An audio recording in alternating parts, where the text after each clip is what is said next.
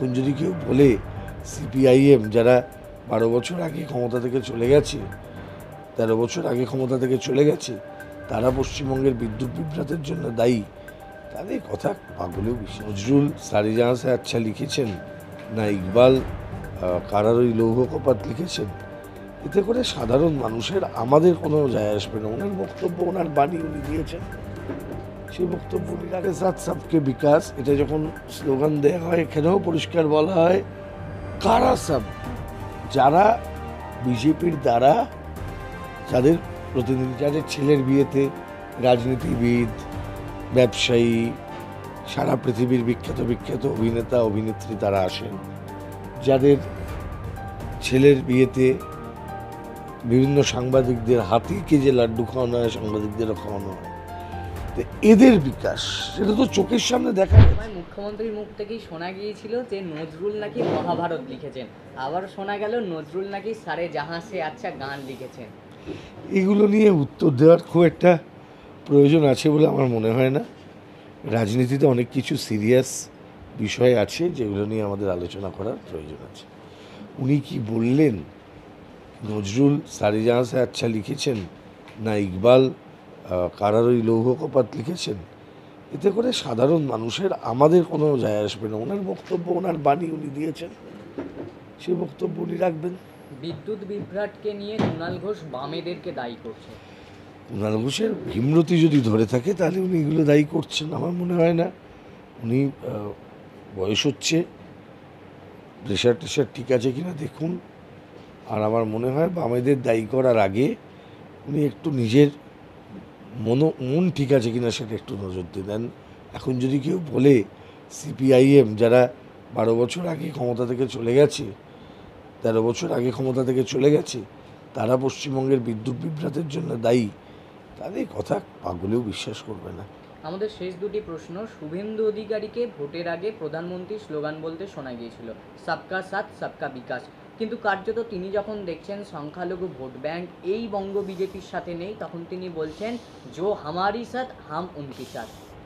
প্রশ্নটা এটা নয়, কে কার সাথে এটা কি বোঝা যায় রং করে, কে কাকে ভোট দিয়েছে?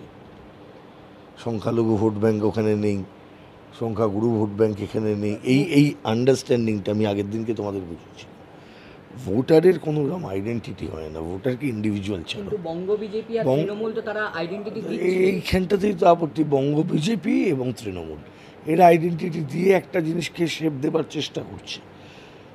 সবকে সাথ সবকে বিকাশ, এটা যখন স্লোগান দেওয়া হয় এখানেও পরিষ্কার বলা হয় কারা সব, যারা বিজেপির দ্বারা, যাদের প্রতিনিধিত্ব থাকে, মানে বিজেপি যাদের প্রতিনিধিত্ব করে, আসলে এরা একটা নির্দিষ্ট শ্রেণীকে প্রতিনিধিত্ব করে, যাদের ছেলের বিয়েতে রাজনীতিবিদ, ব্যবসায়ী, সারা পৃথিবীর বিখ্যাত বিখ্যাত অভিনেতা অভিনেত্রী তারা আসেন, যাদের ছেলের বিয়েতে বিভিন্ন সাংবাদিকদের হাতিকে যে লাড্ডু খাওয়ানো হয় সাংবাদিকদেরও খাওয়ানো হয়, তো এদের বিকাশ সেটা তো চোখের সামনে দেখা গেছে।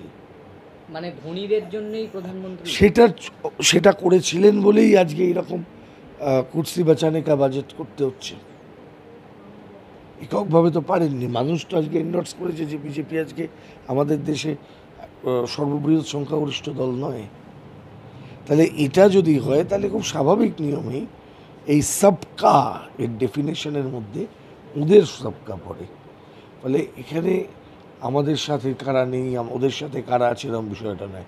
বিজেপির সাথে দেশের সংখ্যাগরিষ্ঠ মানুষ তারা নেই, পশ্চিমবাংলার বুকেও সংখ্যাগরিষ্ঠ মানুষ নেই।